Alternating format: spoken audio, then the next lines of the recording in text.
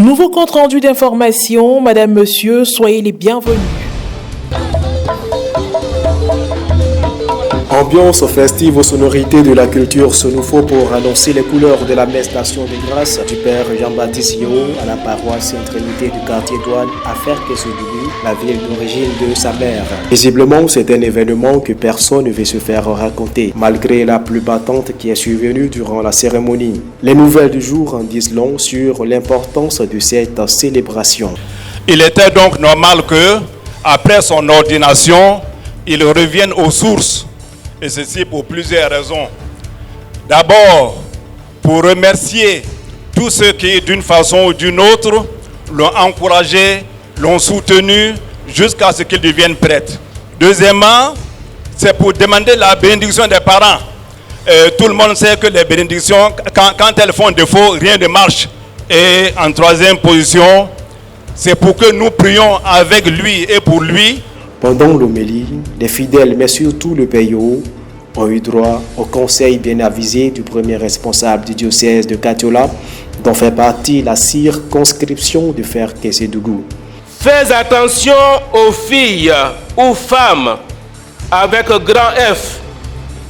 Fais attention à l'alcool avec grand A.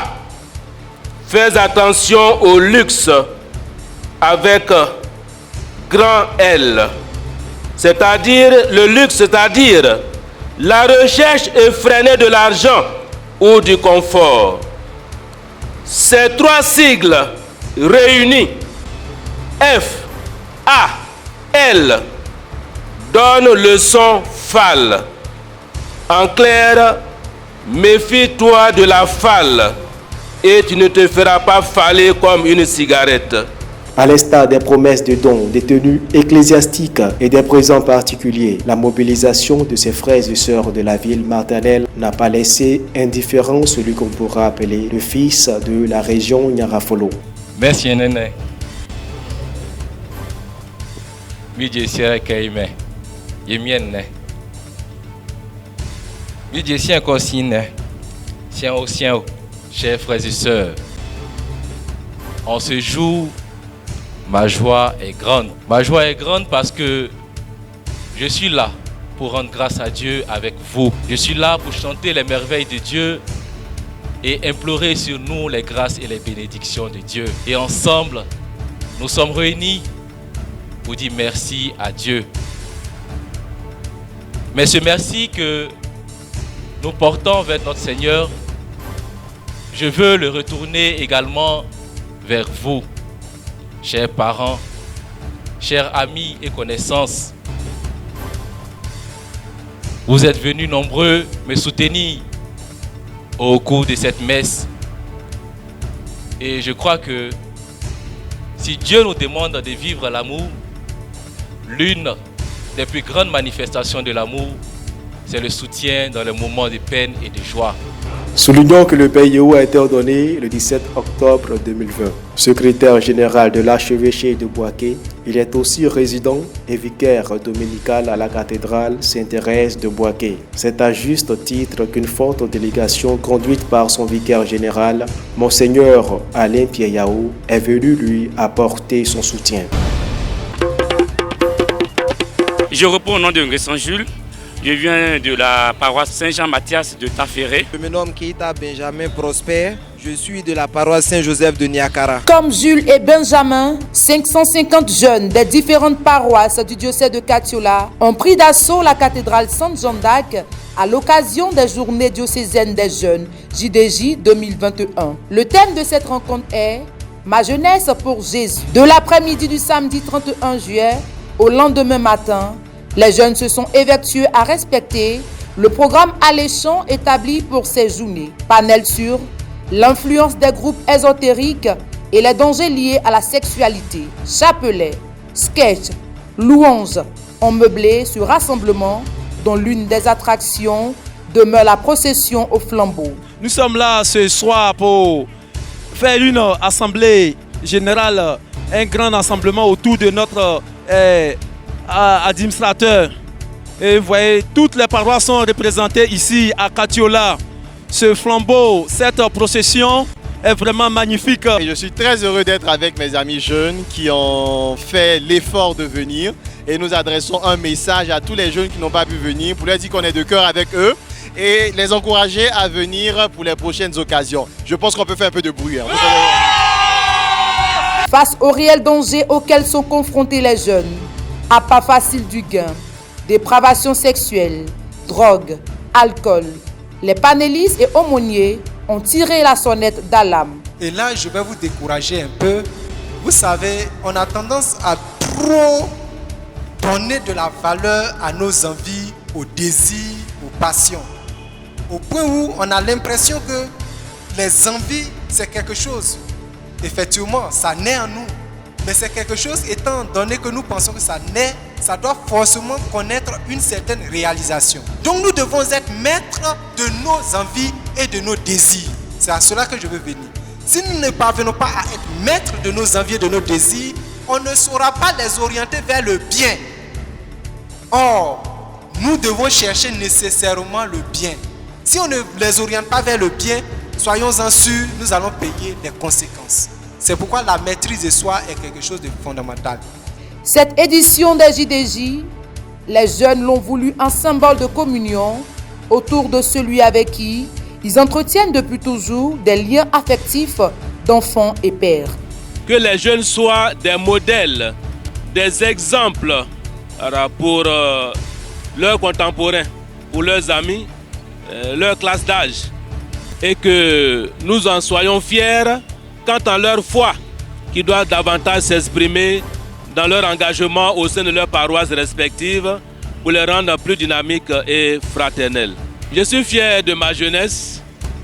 Le leitmotiv a été de ne pas se laisser gagner par le découragement, parce que c'est un virus qui abat et qui peut détruire même la jeunesse et même donc l'Église. Il est toujours fort et grandissant, l'enthousiasme des jeunes pour les JDJ, qui demeure une tradition dans le diocèse de Katiola. En attendant les bilans des différentes commissions, c'est dans la faveur que les rideaux sont tombés sur les journées diocésaines des jeunes 2021.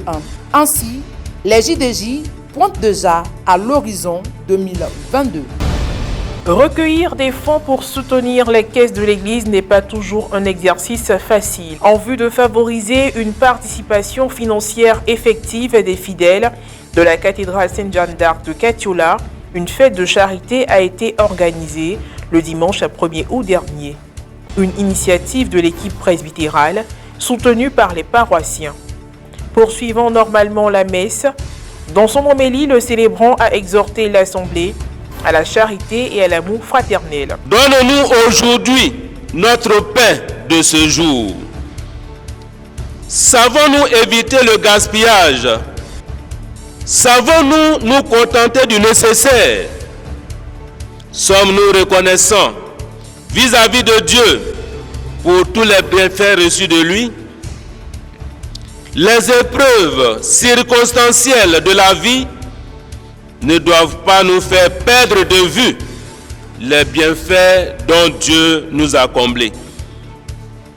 Le grand message de ce dimanche est donc un appel à faire confiance au Christ en toutes circonstances, car il est là, au cœur de nos vies. Alors, bien-aimés, frères et sœurs dans le Christ, même dans les situations les plus désespérées, Jésus est là et rien ne peut nous séparer de son amour. La grande priorité de notre vie, c'est Dieu. C'est sa présence dans nos vies. Après la communion, place à la collecte spéciale, dite quête de la charité. Le curé, avec une méthode propre à lui, dans un langage simple, s'est adressé à ses fidèles. Le plus grand péché, c'est le manque de charité. C'est le plus grand péché. Parce que celui qui aime, il a parfaitement accompli la loi. Et la charité couvre, disent les Écritures, une multitude de péchés. C'est le dimanche de la charité. Il dit à la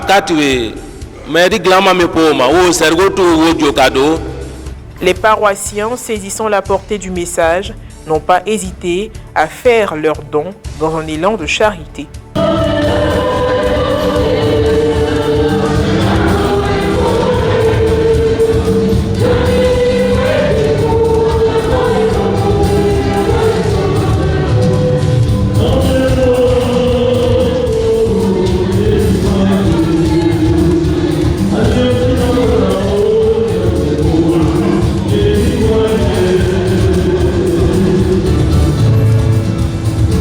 La chorale Saint-Dominique Savio de service ce jour a saisi l'occasion de cette messe pour le lancement des festivités de ses 25 ans d'existence.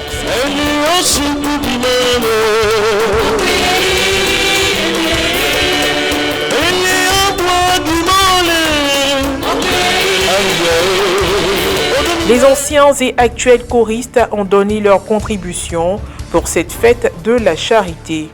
Manifestation de la volonté des paroissiens à prendre une part importante à toute initiative concernant la cathédrale Saint-Jean d'Arc de Katiola. Je suis membre fondateur de la chorale Saint-Dominique Savio qui fête aujourd'hui ses 25 ans. Nous sommes là, c'est par pure grâce de Dieu que nous existons. Nous voulons profiter de ce jubilé d'argent-là pour rendre vraiment toute la gloire à Dieu. Et tout en ayant une pensée pieuse à tous les membres fondateurs qui ne sont plus aujourd'hui. Nous prions que Dieu les accueille auprès de lui. Nous avons à un moment donné assuré la relève quand la première génération est partie. Et dans les années 2005, 2006, 2007. Alors il faut dire que c'est vraiment un immense plaisir d'être ici avec les anciens, notre génération et puis la nouvelle génération. Vraiment, ce sont des moments très intéressants parce que nous avons meublé le temps en faisant pas mal d'activités. Surtout, nous nous sommes rencontrés hier pour parler un peu de l'organisation même pratique de ce jubilé-là. Autour du slogan « L'Afrique vous invite », la Côte d'Ivoire vous accueille, Abidjan vous reçoit, le 27e congrès de l'Union postale universelle, en abrégé UPU, prévu du 9 au 27 août prochain, rassemblera les plénipotentiaires des 192 pays membres. Les travaux du 27e congrès de l'UPU, qui dureront environ 3 semaines, tourneront autour du thème central « L'avenir du secteur postal » face aux défis de la digitalisation.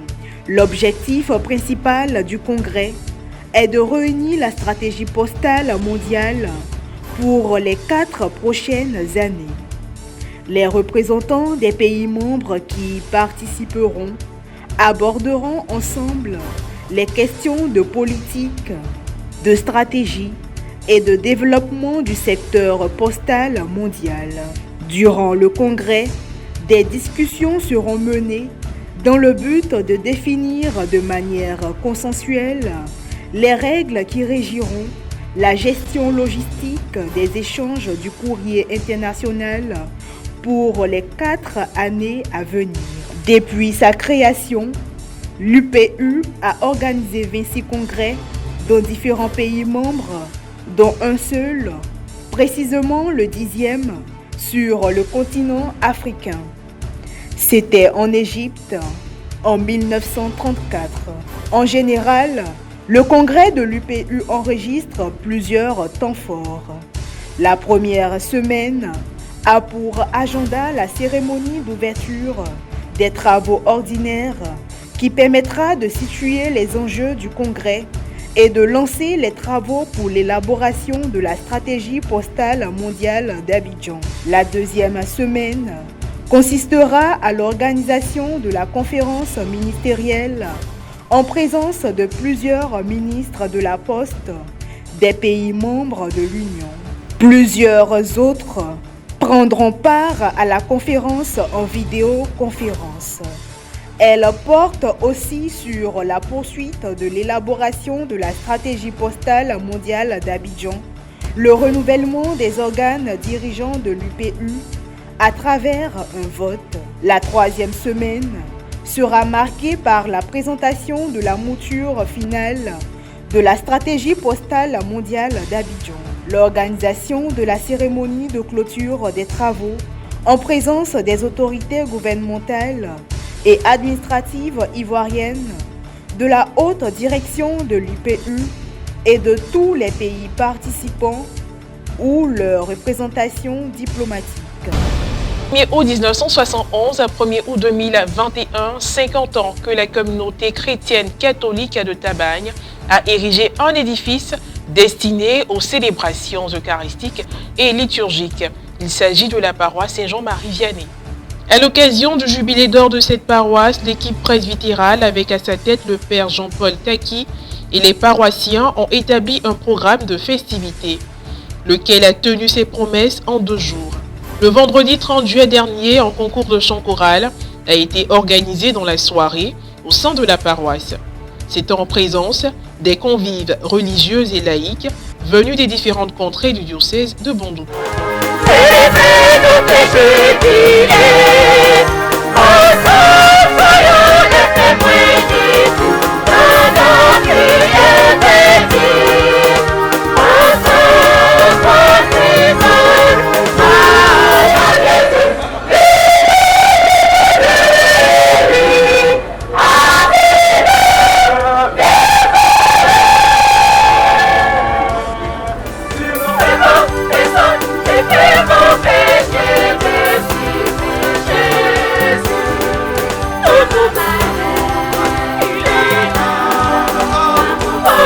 Outre les prestations des chorales en compétition, le public a eu droit à la prestation de chant.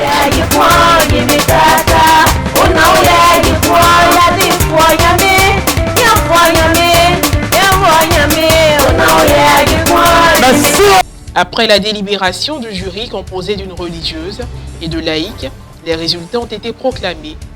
C'est la chorale Sainte-Cécile d'Amaudy qui est sortie victorieuse de ce concours de chant choral. Le premier est alors la chorale Sainte-Cécile d'Amaudy. Sainte-Cécile d'Amaudy! Sainte-Cécile d'Amaudy! Sainte-Cécile d'Amaudy! Sainte-Cécile d'Amaudy! Enfin du bruit, Seigneur!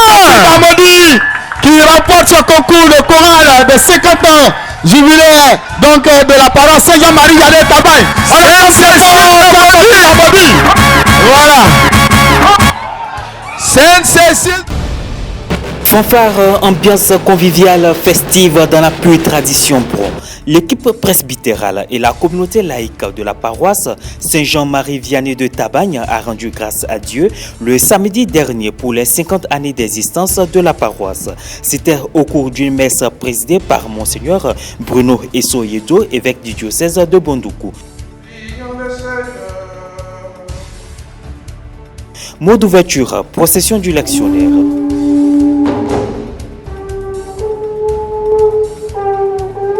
Dans son homélie, Monseigneur Bruno a placé ce jubilé sous le sceau de la rémission des péchés, de la reconnaissance et de la conversion. Il a aussi exhorté la communauté à faire de l'évangile la lumière de leur vie, à consacrer et à plus s'impliquer dans la vie paroissiale afin de relever le défi des 50 prochaines années. Le jubilé est donc une année sainte, une année de joie, une année où les fidèles sont appelés à convertir leur cœur, à accueillir les grâces reçues lors de leur baptême pour vivre véritablement en enfant de Dieu. Et c'est cela, frères et sœurs, que notre paroisse vit aujourd'hui. Je voudrais féliciter, dire bonne fête à tous les prêtres originaires de Tabagne. Bonne fête aux fils et filles de la paroisse de Tabagne. Et demander à Dieu maintenant de nous donner la force, le courage d'entamer les 50 autres années avec sa bienveillance, sa protection, aujourd'hui, demain et toujours. Amen. Cette messe a été l'occasion pour la communauté princière de Tabagne, fortement représentée par des personnes venues des différentes contrées du diocèse, autorités politiques, administratives, coutumières et religieuses, de célébrer les merveilles de Dieu. Procession des 50 bougies portée par 50 personnes, enfants, jeunes, adultes et vieillards.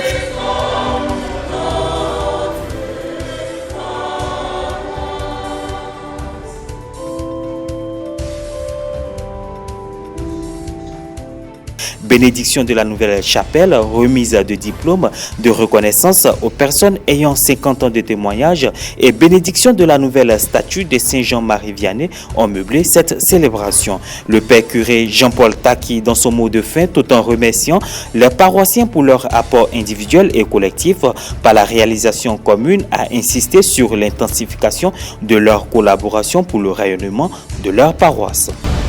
De la messe, après la bénédiction de la statue de Saint-Jean-Marie Vianney, saint patron de la paroisse jubilaire, des propos ont été recueillis. Le jubilé d'or, c'est une année de grâce. Avoir 50 ans d'évangélisation, c'est une année de grâce. Alors nous disons merci au Seigneur pour cette année de grâce. Nous lui disons merci de ce qu'il nous a permis de faire durant ces 50 ans. Et ce qui va nous permettre aussi de faire pendant les 50 ans à venir. Mes vœux pour les 50 années à venir, c'est que cette église continue de rayonner.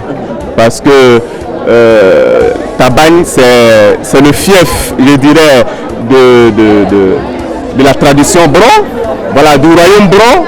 Et l'évangile s'est implanté ici. Il y a beaucoup qui ont accepté d'accueillir l'évangile. Et je voudrais que cet évangile-là vraiment puisse s'enraciner encore dans les cœurs, transformer les vies pour que les gens soient épanouis, puissent vivre dignement en tant qu'être humain et enfant de Dieu. Comme vous avez entendu, l'évêque a donné l'indulgence plénière, ce qui va avec le jubilé en fait. Le droit, ça va avec le jubilé. Et pour dire que au-delà de la reconnaissance, nous sommes aussi dans un élan de conversion. Donc nous mettons les deux ensemble. Et reconnaissance et conversion. Et c'est ce qui fait la joie en fait du converti.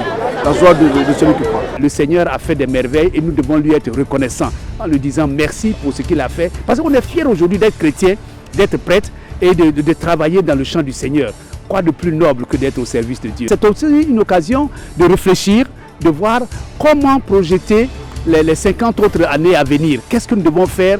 Et entre autres, ce que nous devons faire, je crois qu'il y a un point très essentiel, c'est d'arriver à penser l'autonomie de cette paroisse. Parce que d'ici jusqu'ici, on a toujours été aidé par les missions étrangères. Mais maintenant, il faut que nous retrouvions nos ressources propres ici pour pouvoir prendre en main la pastorale.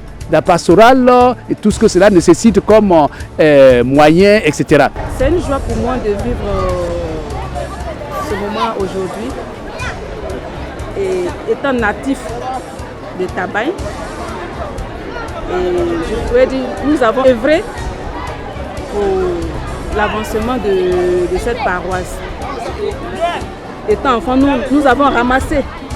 Quand le père construisait l'église, c'est nous qui ramassions le sable. Parce qu'autant avant, les missionnaires, ce sont eux qui construisaient les presbytères et les paroisses.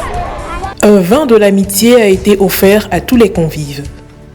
C'est dans ce climat convivial que le rideau s'est refermé sur le jubilé d'or de la paroisse Saint-Jean-Marie Vianney. Le père André Nkayo, curé de la paroisse Saint-Paul-des-Lauriers, par ailleurs président du conseil d'administration de la RNC Radio Nationale Catholique, a présidé le samedi 31 août 2021 une messe d'action de grâce marquant le début des festivités de ces 25 ans de sacerdoce.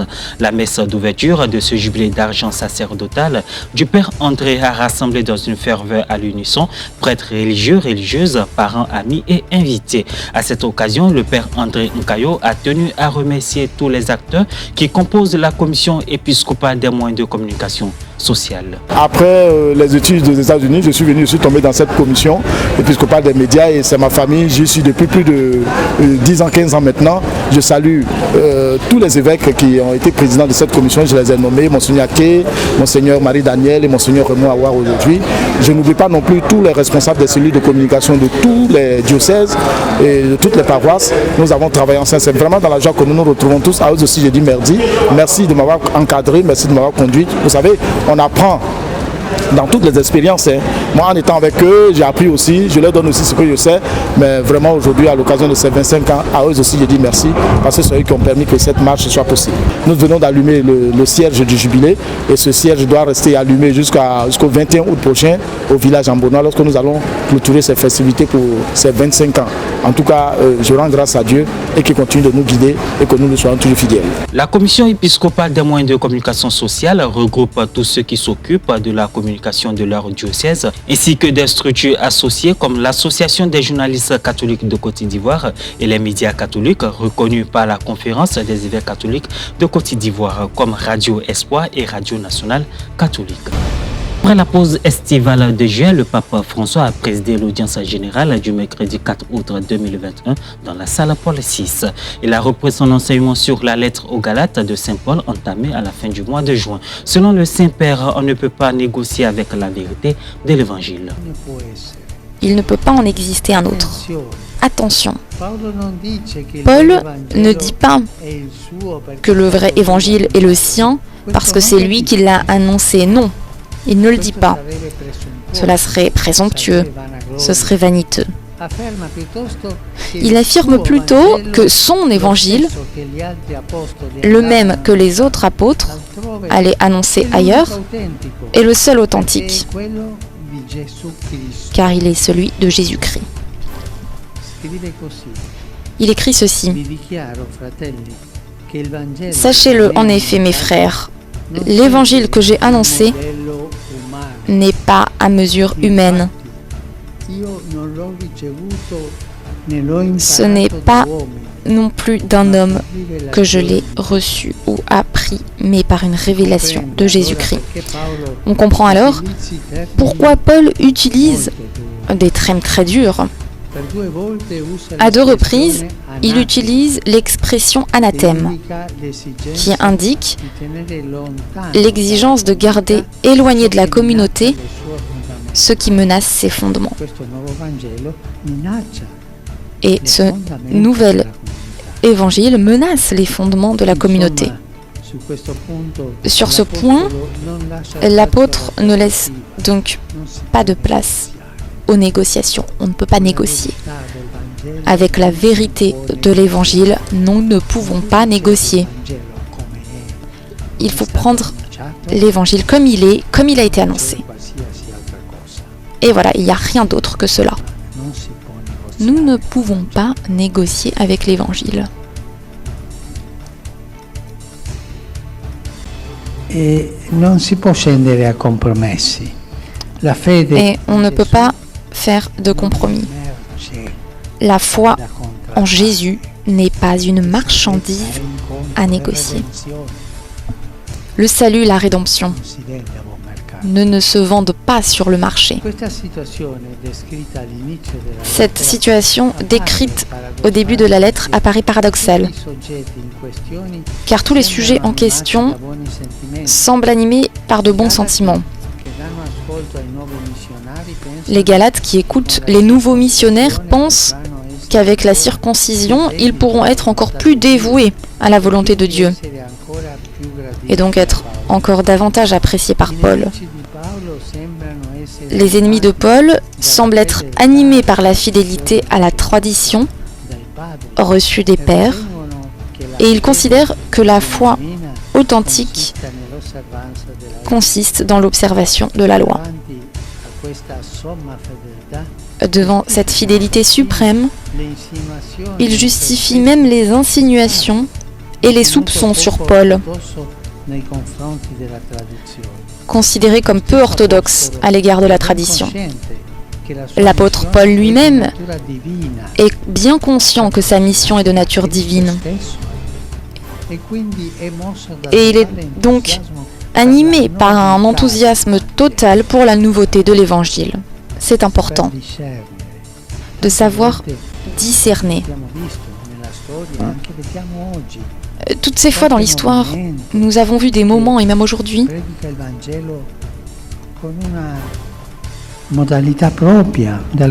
quand on fait des prédications sur l'Évangile avec son propre mode, sa propre façon.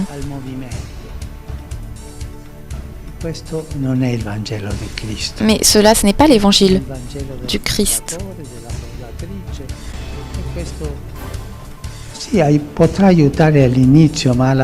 Tout cela, cela pourra aider peut-être au début, mais à la fin, cela n'a pas de racine profonde.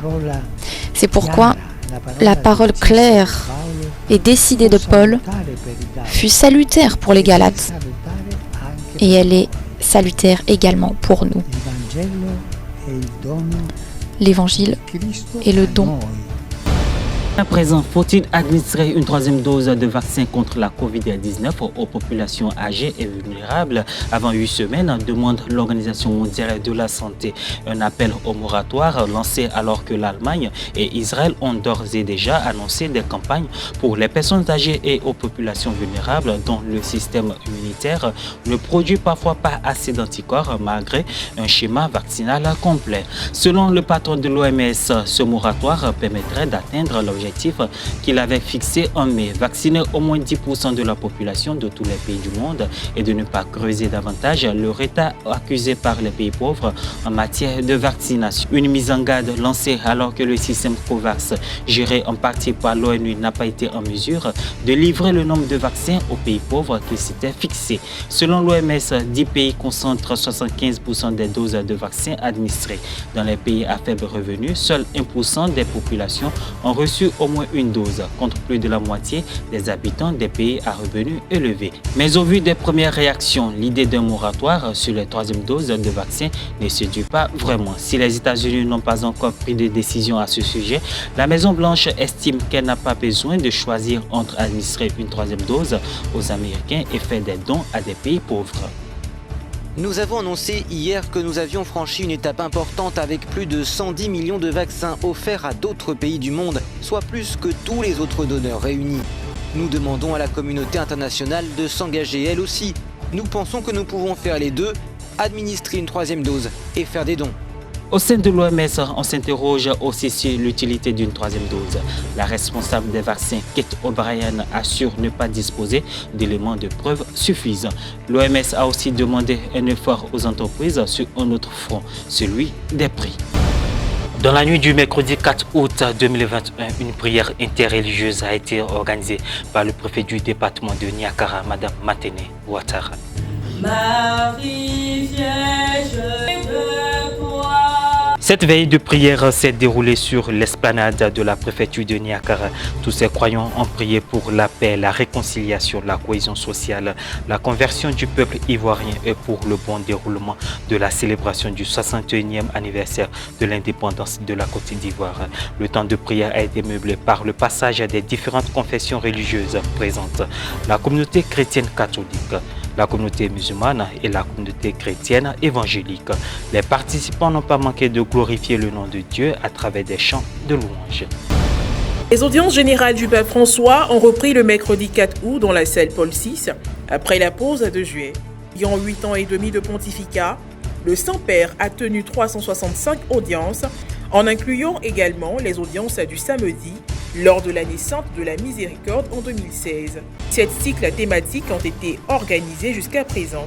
Le premier a repris les réflexions de Benoît XVI sur le credo pour l'année de la foi, 25 catéchèses au total.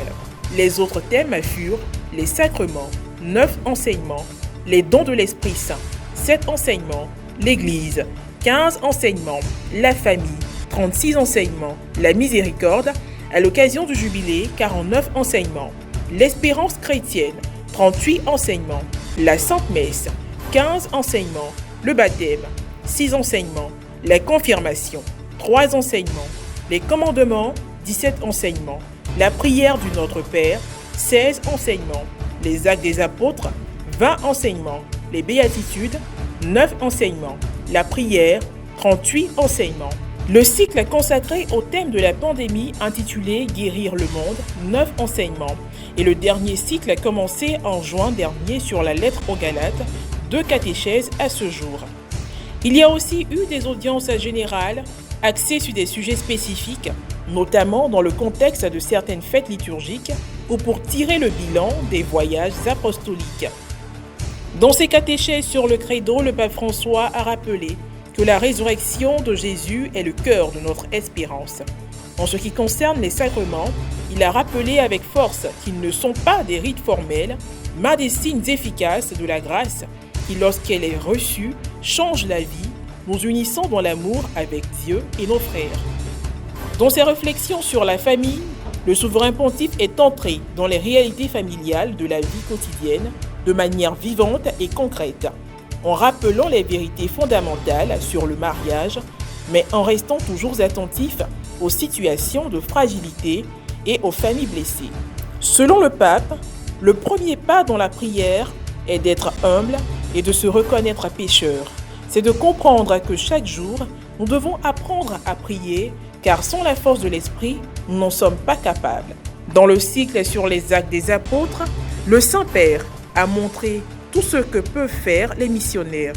Il s'agit d'hommes et de femmes qui suivent Jésus avec le style doux et humble des béatitudes.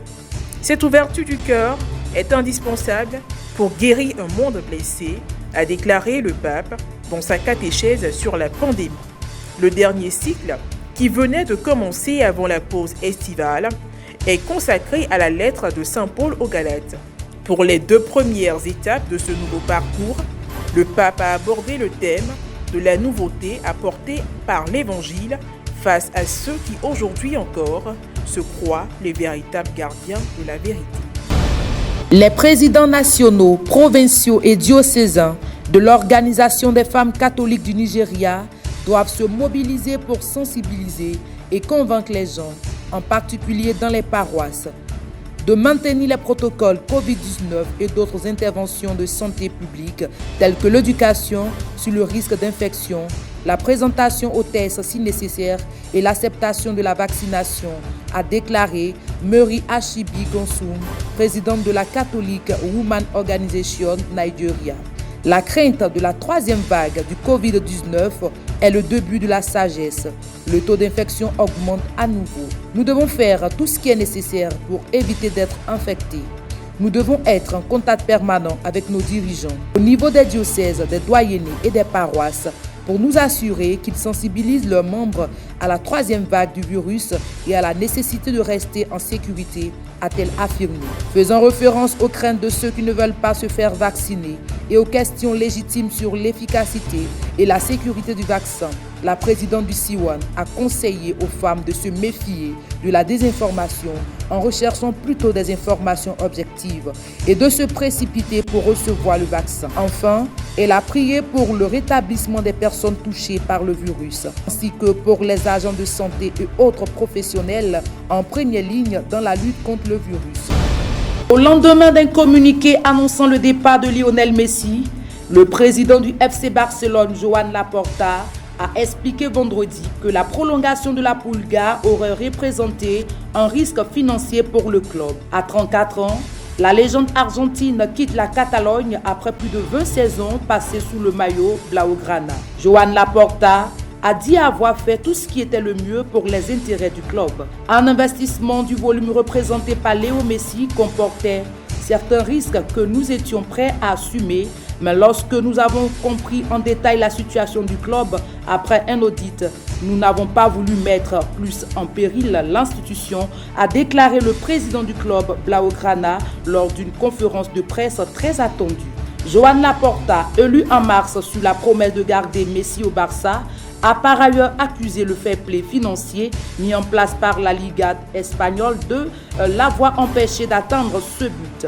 Léo Messi, qui quitte le Barça après plus de 20 ans de vie commune, a d'autres propositions, a ajouté le dirigeant, sans révéler quel club courtisait le joueur. Selon certains médias spécialisés, son entourage serait en contact avec le PSG et ses dirigeants qataris.